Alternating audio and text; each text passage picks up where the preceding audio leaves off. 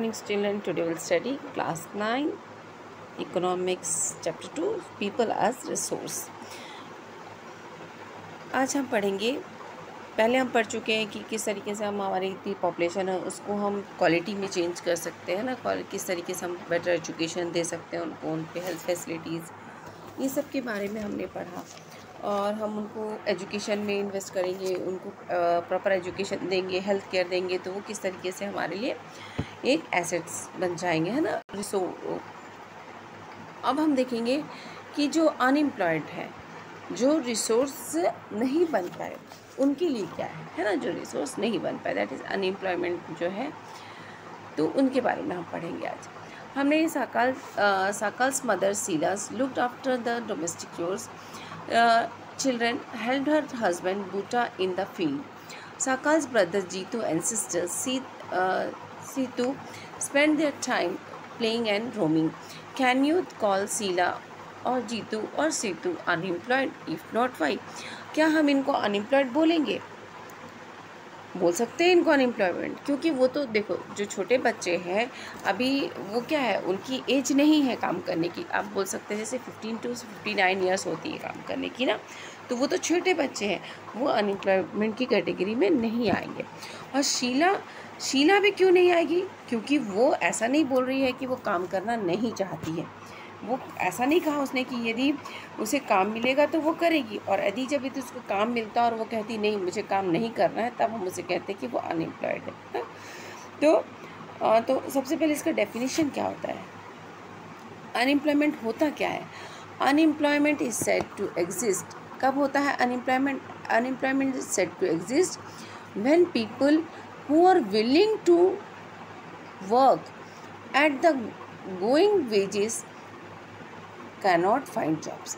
लोगों को जब काम करने की इच्छा है, वो चाहते हैं कि मुझे काम मैं करूं, और जो भी अवेलेबल वेजेस है ना, जो भी तनख्वाह मिल रही, वेजेस मिल रहा है, उस अवेलेबल वेजेस में वो काम करने को तैयार है, बट उनको जॉब नहीं मिल रही है, उनको काम नहीं मिल रहा है, तो इसे कहते हैं हम अनएम्प्लॉयमेंट। वो काम करना चाह रहे हैं बट उनको जॉब नहीं मिल रही है, तब हम उन्हें कहते हैं unemployment. Okay, clear?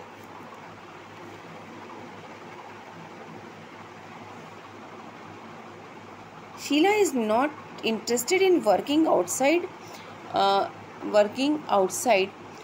her domestic domain. Sheela घर से बाहर जाके काम करना नहीं चाहती थी ना। Jeetu and Seetu are too small to be counted in the workforce population. और जीतू और सीतू जो है वो बहुत ही छोटे बच्चे हैं, वो अभी उस कैटेगरी में आते ही नहीं है।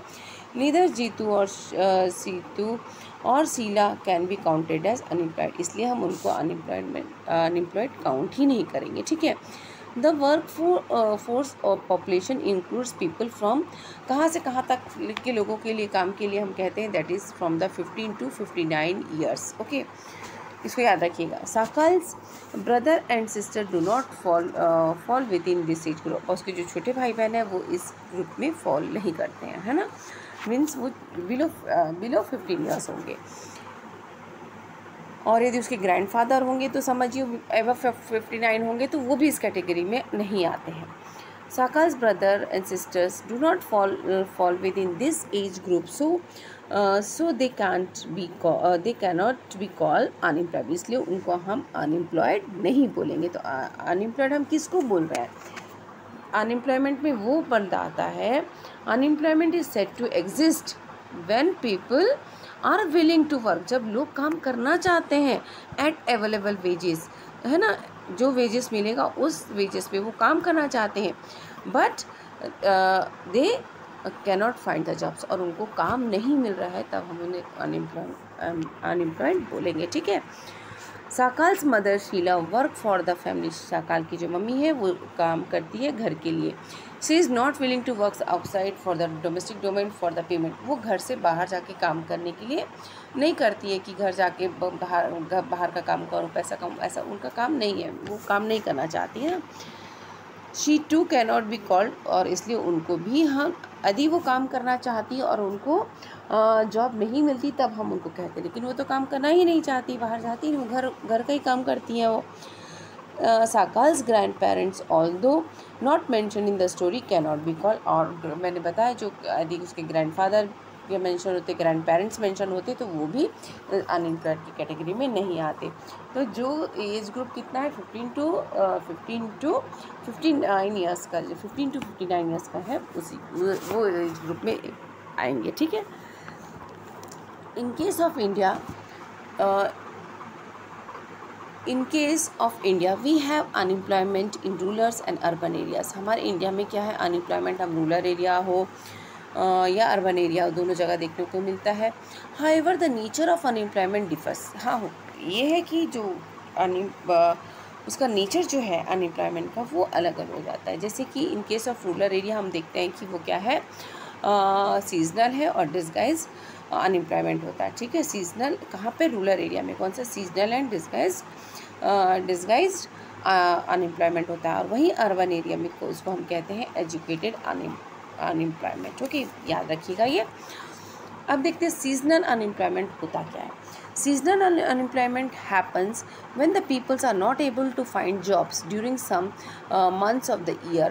People depend upon the agriculture usually face such kinds of problem. There are certain busy seasons when the sowing, harvesting, weeding and threshing is done. Certain months do not provide much work to the people dependent on agriculture. अब क्या होता है, seasonal से ही हमको इसका meaning समझ में आ रहा है कि जो पर्टिकुलर कुछ सीज़न में ही लोगों को काम मिलता है। जैसे यदि कुछ हार्वेस्टिंग का टाइम है, सोइंग का टाइम है, वीडिंग का टाइम है, वीडिंग निकालना है ना, जो घास वास हो जाती है उसको निकाल रहे हैं हम, और थ्रेसिंग करना है, तब उस समय जो है एग्रीकल्चर लेबर्स को वहाँ पे ज़्यादा से ज़्यादा काम मिलता है। और बाकी टाइम पर वो क्या हो जाते हैं, वो अनएम्प्लॉयड रहते हैं, उनको काम नहीं मिलता है। Certain months do not provide much work to be the people dependent. और जो एग्रीकल्चर पे डिपेंड है उनको उस समय काम नहीं मिलता है। ठीक है। तो ये हो गया सीजनल अनएम्प्लॉयमेंट। और in case of the disguised unemployment, people appear to be employed. दिखते हैं कि वो काम कर रहे हैं। They have agriculture plot where they find work.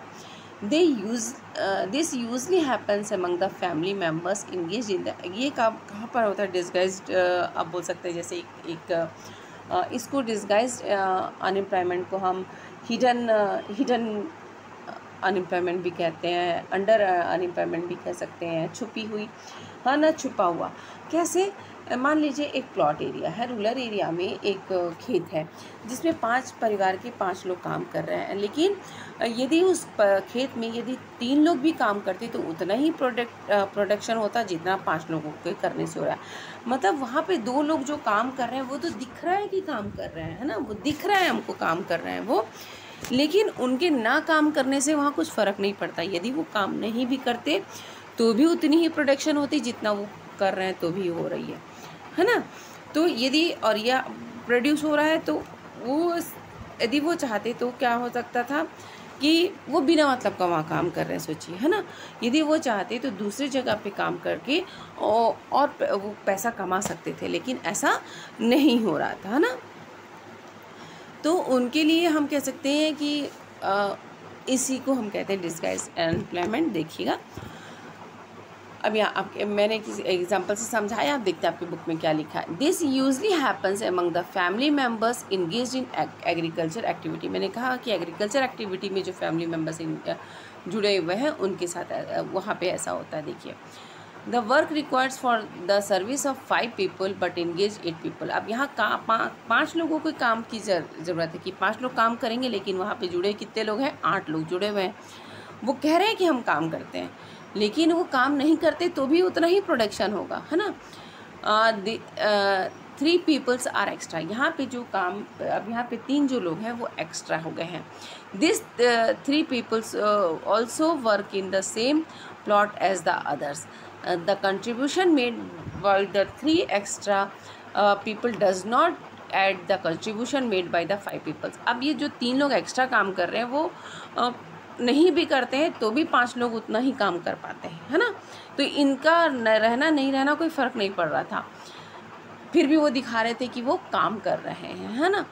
If 3 peoples are remove productivity of the field will not decline. यदि इन 3 लोगों को हटा दिया जाए तो जो प्रोडक्टिविटी है, मैंने कहा उसमें कोई भी फ़र्क नहीं पड़ेगा, डिक्लाइन नहीं होगा, प्रोडक्शन कम नहीं होगा।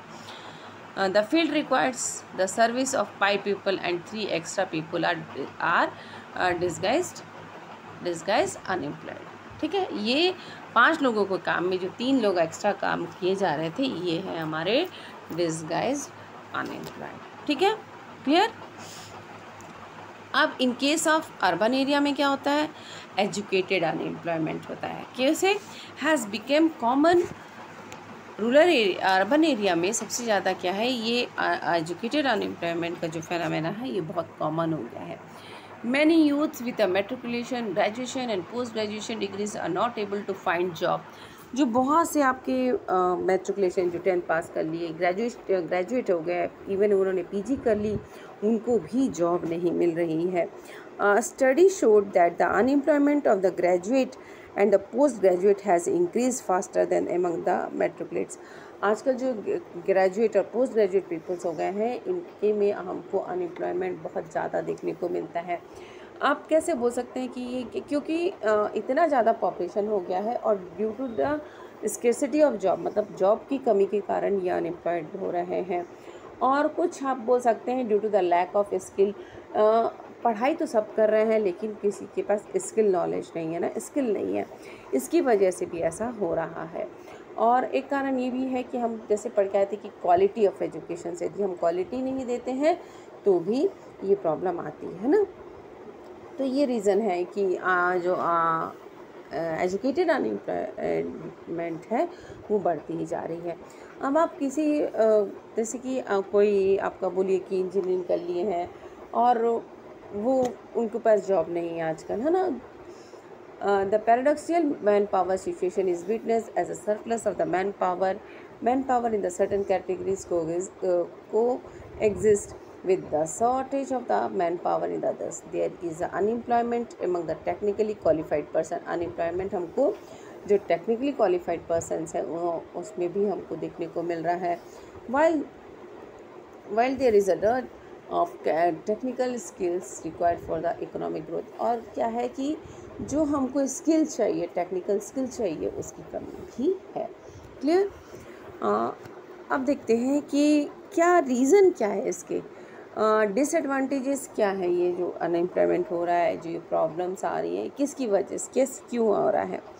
Unemployment leads to the wastage of manpower resources. Unemployment के कारण क्या हो रहा है, जो मैन पावर है उसका वेस्टेज हो रहा है। देखिए, लोग बहुत से पढ़े लिखे लोग हैं, उनको जॉब नहीं मिल रही है, उनके पास हो सकता है वो इतने काबिल हो कि हमको बहुत अच्छे और हमारे देश को और आगे ले जाएं, लेकिन उनके पास जॉब ही नहीं है, उनके काम ही नहीं मिल रहा है, तो वो कैसे आगे बढ़ाएंगे, है ना। तो ये क्या हो रहा है, पढ़े लिखे तो हैं लेकिन उनका क्या हो रहा है कि वेस्टेज हो रहा है मैन पावर का, है ना। ये कारण होता है। People who are an assets of the economy turn into liability. अब इन पे एजुकेशन में तो इन्वेस्ट कर दिया, अब वो हमारे लिए एसेट्स बने, लेकिन क्या हो रहा है, जॉब नहीं मिलने के कारण वो हमारे लिए लायबिलिटी बनते जा रहे हैं। ठीक है।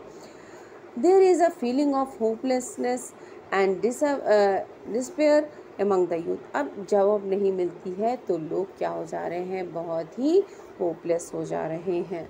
जो यंग जनरेशन है ना, उम्मीद खोते रहते हैं, वो डिप्रेशन में चले जाते हैं बच्चे बहुत सारे, है ना, जिनको जॉब नहीं मिल रही है, दुखी हो जाते हैं बेचारे। इतने पढ़े लिखे, बोलते हैं हम इतना पढ़े लिखे, हमको जॉब ही नहीं मिल रही है ना, तो दुखी हो जाते हैं बेचारे। People do not have enough money to support their family. और लोगों के पास इतने पढ़े लिखे बच्चे हो जाते हैं, फिर उनको लगता है कि हम अपनी फैमिली को सपोर्ट नहीं कर पा रहे हैं। और inability of educated people who are willing to work to find gainful employment implies a great social waste. अब देखो क्या होता है, अब जो पढ़े लिखे लोग हैं, एजुकेटेड पीपल हैं, उनमें क्या है, वो बेचारे काम करना चाह रहे हैं लेकिन उनके पास काम नहीं है। तो ये हमारे लिए क्या होता है, एक सोशल वेस्ट है हमारे लिए, है ना। Employment who find gainful employment implies a great social waste, है ना। Unemployment tends to increase the economic overhead. आप देखिए अनएम्प्लॉयमेंट होगा तो इससे क्या होगा, जो इकोनॉमिक्स ओवरलोड है वो भी बढ़ते जाएगा, है ना। मीन्स वो जो पढ़े लिखे व्यक्ति नहीं है, जैसे सब पे खर्चा हो रहा है, टैक्सेस नहीं आएंगे, काम नहीं करेंगे तो टैक्स कहाँ से पेड होगा। तो और फिर सरकार क्या करेगी, ज़्यादा से ज़्यादा लोगों को क्या करती है, छोटे बच्चों को, वो उनके पेरेंट्स यदि नई नौकरी पाएंगे, उनके बच्चे होंगे तो वो क्या करेंगे, अपने बच्चों को सरकारी स्कूल में डालेंगे। तो ये सब क्या होता है, इकोनॉमिक ओवरलोड बढ़ता है सरकार पे भी, है ना। The dependence of the unemployed on the working population increases. और डिपेंडेंट जो अनएम्प्लॉयड लोग हैं वो वर्किंग पॉपुलेशन पे क्या होते हैं, the dependence of unemployed on working population increases. और इसलिए जो वर्किंग पॉपुलेशन, जो कुछ लोग काम कर रहे हैं उस पर क्या है, बहुत सारे लोग डिपेंड हो जाते हैं। The quality of the life of an individual as well as the society is adversely affected. जो लाइफ है, एक व्यक्ति यदि अच्छा कमा रहा है तो ऑब्वियसली उसकी स्टैंडर्ड ऑफ लिविंग अच्छी होगी। यदि नहीं कमा रहे हैं और एक व्यक्ति घर में कमा रहा है और 10 लोग खाने वाले हैं तो भी सोचो उनकी स्टैंडर्ड ऑफ लिविंग भी कम होगी। यदि उनके घर में 4 लोग और कमाते तो उनकी स्टैंडर्ड ऑफ लिविंग ज़्यादा होती।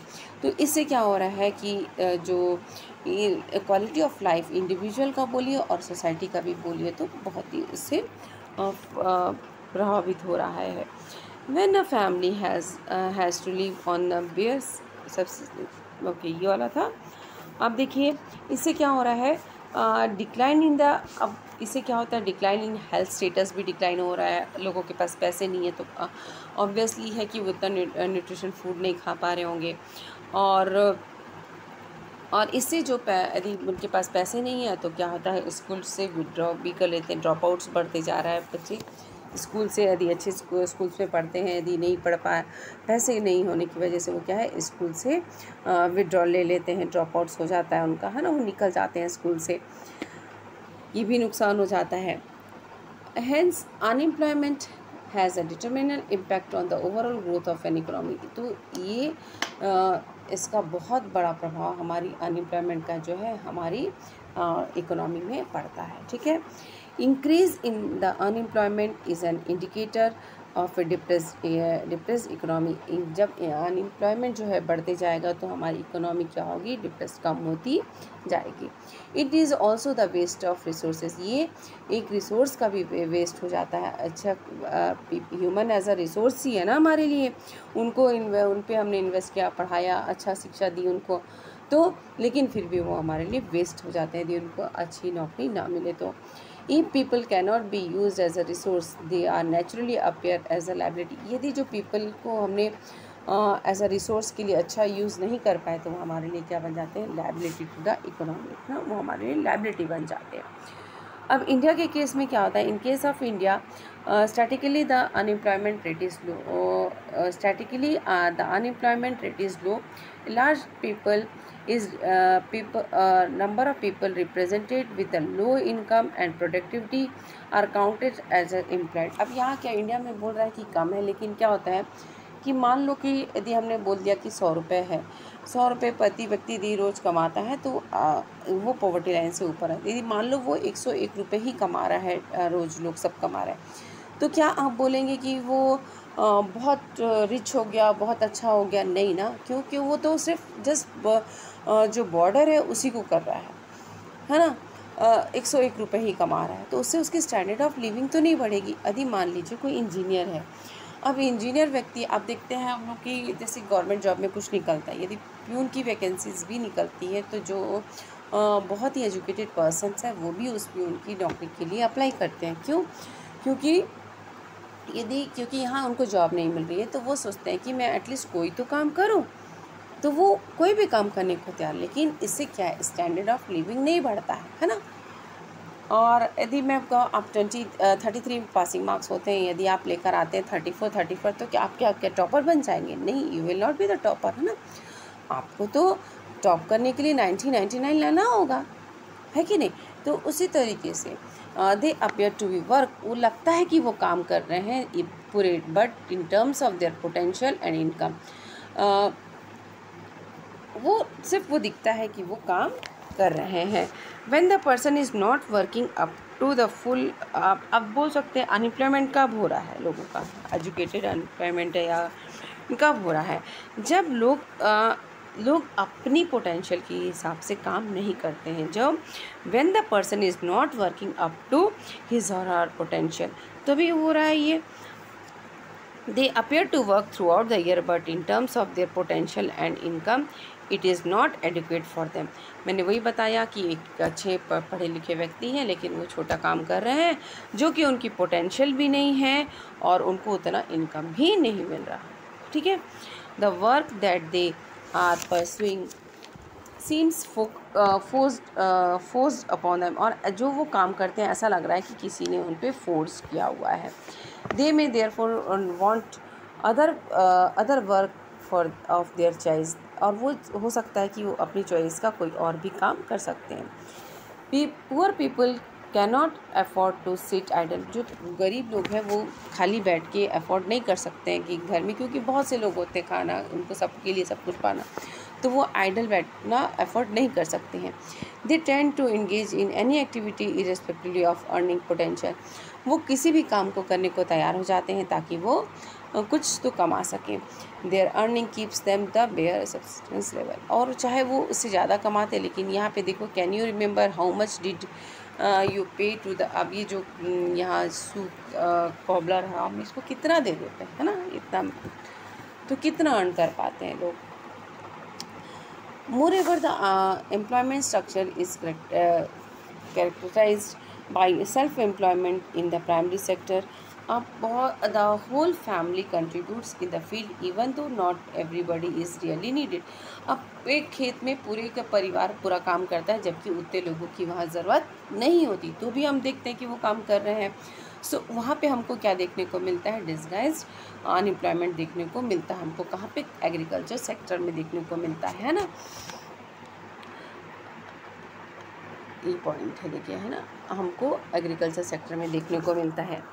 But the entire family shares what has been produce, लेकिन जो प्रोड्यूस होता है वो पूरी फैमिली शेयर करती है।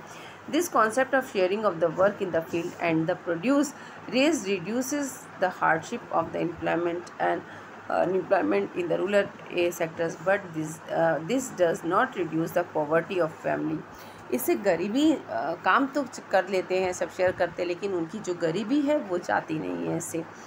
Gradually surplus labor from every household tends to migrate from the village in search of, और इससे क्या होता है कि बहुत सारे जो लेबर्स होते हैं वो क्या करते हैं कि अपने घर द्वार छोड़ के माइग्रेट कर जाते हैं ताकि शहर की तरफ, ताकि वो दूसरे काम कर सकें, दूसरा जॉब मिल सके। ये हमने एम्प्लॉयमेंट ऑफ सिनेरियो में देखा इन 3 सेक्टर्स मेंशन, जैसे primary, secondary and tertiary sector जो है हमारे। Agriculture is the most labour observing, वहाँ पे बहुत लेबर्स की ज़रूरत होती है ना, एब्जॉर्बिंग सेक्टर है वो। पर अब रिसेंट ईयर्स में क्या हो रहा है, there has been decline in the dependence of population और एग्रीकल्चर, बहुत से जो है वो एग्रीकल्चर पे जो डिपेंड रहते थे, अब वो थोड़ा सा क्या हुआ है, कम हुआ है। ठीक है, डिपेंडेंस पॉपुलेशन और agriculture partly because of disguise employment discuss again. क्यों कम हो गया, क्योंकि डिस्गाइज अनएम्प्लॉयमेंट है, क्योंकि उनकी ज़रूरत नहीं है लेकिन फिर भी वो लोग काम कर रहे होते, तो इसलिए ये चीज़ें अभी वहाँ पर कम हुई। अब कुछ some of the surplus labour in agriculture, अब कुछ जो एग्रीकल्चर लेबर थे वो मूव्ड हो गए कहाँ, सेकेंडरी सेक्टर या टर्शरी सेक्टर में काम करने के लिए मूव कर गए। In secondary sector small scale manufacturing is the most labour absorbing, वहाँ मैन्युफैक्चरिंग इंडस्ट्रीज वगैरह में भी लेबर की ज़रूरत होती थी। इन केस ऑफ टर्शरी सेक्टर बहुत सारे न्यू सर्विस और न्यू अपेयरिंग लाइक बायोटेक्नोलॉजी आ गया, इंफॉर्मेशन टेक्नोलॉजी आ गया, जिससे लोगों को बहुत काम मिल रहा है। और एक कहानी है जिससे हम देखेंगे कि किस तरीके से जो हाउ पीपल बिकम एसेट, जैसे कैसे लोग एसेट्स बन जाते हैं ना इकोनॉमी के लिए और विलेज। तो एक कहानी जो हमने देखी कि एक गांव था और उसमें कुछ फैमिलीज़ रहती थी, है ना, और ये जो थी सेल्फ रिलायंट फैमिली थी, अपना सब काम ये लोग खुद किया करते थे। ठीक है, each family met its needs by the members making their own clothes, वो अपना कपड़ा खुद बनाते थे, टीचिंग देयर ओन चिल्ड्रन, अपने बच्चों को पढ़ाते थे, मतलब सेल्फ रिलायंट थे वो। वन ऑफ द फैमिलीज़, एक उसके परिवार में से एक ने डिसाइड किया कि क्या क्या क्या डिसाइड किया उन्होंने, सॉरी यहाँ पर है ना, ये कहानी आपकी है। उन्होंने डिसाइड किया कि वो अपने बच्चे को क्या करेंगे, teaching their own children, and one of them family decide to send their, उन्होंने डिसाइड किया कि वो अपने बच्चे को एग्रीकल्चर कॉलेज में भेजेंगे, सन बेटे को। The boy got his admission, और उसको पास ही के कॉलेज में एडमिशन भी मिल गया। After some time he became qualified in agro engineer, अब वो क्या बन गया, एग्रो इंजीनियर बन गया। और he prove to be so creative that he could design and improve type of plough. अब वो इतना अच्छा था कि उसने प्लॉ इतना अच्छा न्यू टाइप का बनाया उसने, which increase the yield of wheat, और जिससे क्या हुआ, व्हीट का उत्पादन बढ़ा। Thus a new job of agro engineer was created and filled in the village, और इस तरीके से एक new job of agro engineer was created आया, और लोगों के लिए क्या है, बहुत सारे फील्डेड इन द विलेज। तो सोचो, लोग ने फिर ये एग्रो इंजीनियरिंग करने लगे लोग। The family in the village sold the surplus in near, और जो सरप्लस होता था उसको लोग बाहर के गांव में नेबरिंग विलेज में बेच भी देते थे, जो उत्पादन होता था उसको। दे अर्न गुड प्रॉफिट, इससे उनको ज़्यादा प्रॉफिट होने लगा। विच दे शेयर्ड एमंग देमसेल्फ, और उसको क्या करते थे वो लोग आपस में उसको बांट लेते थे जो प्रॉफिट होता था। Inspired by this success all the families after sometimes held a meeting in the village. इस चीज़ को देखा उन्होंने कि किस तरीके से वो जो लड़का आया, इतना बेनिफिट्स हुआ, लोगों को काम मिल रहा है, तो उनके जो वहाँ के जो गांव के लोग थे इंस्पायर हुए उससे, और उनकी उस परिवार के सक्सेस को देख के इंस्पायर्ड हुए, और उन्होंने एक मीटिंग बुलाई। They all wanted to have better future for their children, और वो खुद भी चाहते थे कि मेरे बच्चे को अच्छा फ्यूचर मिले। They requested the panchayat to open, अब उन्होंने क्या कहा, जैसे वो एक परिवार ने तो बाहर भेज दिया था, लेकिन अब इन्होंने रिक्वेस्ट की कि गांव में ही स्कूल खोला जाए। पंचायत से they assure the panchayat that they would all send their children to, और उन्होंने पंचायत को ये बोला कि हम अपने बच्चों को स्कूल भेजेंगे। A teacher was recruited from near by town, और गाँव के पास के गाँव से टीचर्स का रिक्रूट किया गया। All the children of this village started going to, अब वहाँ उस गांव के जो बच्चे थे सब स्कूल जाने लगे। After some time one of the families give training to his, अब उसमें से फिर क्या हुआ देखो,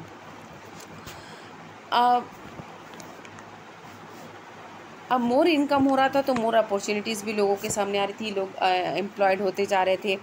और अब इससे क्या, वहाँ के गांव वाले इन सब को देखते हुए उन्होंने क्या किया, अपनी बेटियों को पढ़ाना शुरू किया। एजुकेशन टू द गर्ल, दे उनको लड़कियों को पढ़ाना शुरू किया उन्होंने।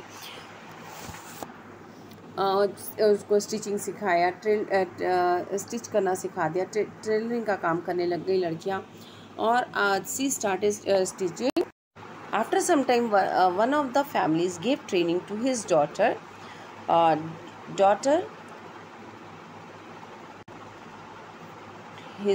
इन टेलरिंग। वहाँ से एक परिवार ने क्या किया, अपनी बेटी को टेलरिंग की सिखाया, उन्होंने ट्रेनिंग दिलाई। और वो क्या करने लगी, स्टिचिंग करने लगी, कपड़े बनाने लगी, स्टिच करने लगी for all the families of the village, गाँव के लोगों के कपड़े सिलने लगी। For any one now wanted two by and wear the well tailored clothes. Thus another new job, अब देखिए फिर से एक नया जॉब आ गया लोगों के पास। That was a tailor was created. This had another positive effect. इसके देखिए कितना पढ़े लिखे होने से कितना फ़ायदा हो रहा है वहाँ पे लोगों को ना। The time of the farmer is going far for buying clothes was save. अब कपड़े से ले जाने के लिए जो दूर दूर लोग जा रहे थे वो उनका टाइम बचा। हैज़ अ फार्मर्स, और लोग जो थे अपने फार्मर जो थे वो अपना ज़्यादा से ज़्यादा काम अपनी फील्ड में काम करने लगे, टाइम में स्पेंड करने, और उससे क्या उत्पादन भी ज़्यादा बढ़ा। This was the beginning of the prosperity. अब इससे उनके वहाँ गाँव में समृद्धि आने लग गया, लोगों के पास पैसे आने लगे। The farmers had more than what they consume. अब लोगों के पास क्या था, जितना वो कंज्यूम, मतलब जितना वो कंज्यूम करते थे उससे ज़्यादा उनके पास था। Now they could sell what they produce to the others who came to their village markets. अब वो लोग क्या करते थे, अपने पास तो अपने लिए रख लेते थे और जितना एक्स्ट्रा बचता था, सरप्लस जो होता था, वो जाके मार्केट में बेचते थे, जो वहाँ पे उनके गांव में मार्केट लगता था वहाँ पे। Over time this village which formerly had no job opportunities in the beginning, यहाँ पे जहाँ पे जॉब अपॉर्चुनिटीज़ नहीं थी, अब उस गांव में आज बहुत सारे टीचर्स हैं, टेलर है, एग्रो इंजीनियर्स हैं एंड मैनी मोर, बहुत कुछ वहाँ पे जॉब्स आ गए। This was the story of the simple village where the rising level of human capital. किस तरीके से ह्यूमन कैपिटल, एक परिवार ने देखो अपने बच्चों को पढ़ाया तो कितने वो गाँव ही आगे बढ़ते गया, है ना। Enable it to evolve into a place rich with the complex and the modern economic activities. तो ये था एक छोटा सा कहानी, इस तरीके से यदि हम हमारे जो पॉपुलेशन है उसको हम अच्छी एजुकेशन, अच्छी हेल्थ और उनको उसमें इन्वेस्ट करेंगे, अच्छे से पढ़ाएंगे, तो वो हमारे लिए एक एसेट्स का काम करता है। क्लियर। तो ये था चैप्टर आपका, अच्छे से आप बुक से रीड आउट कीजिए।